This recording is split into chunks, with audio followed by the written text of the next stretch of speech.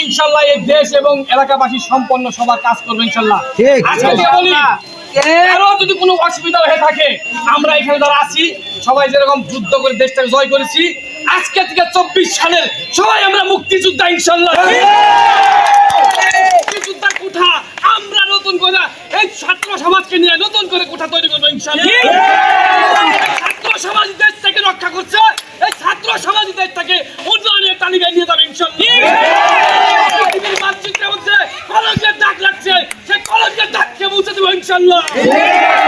এই বাংলাদেশের সেনাবাহিনীকে বর্তমানে ধন্যবাদ জানাইতে হয়।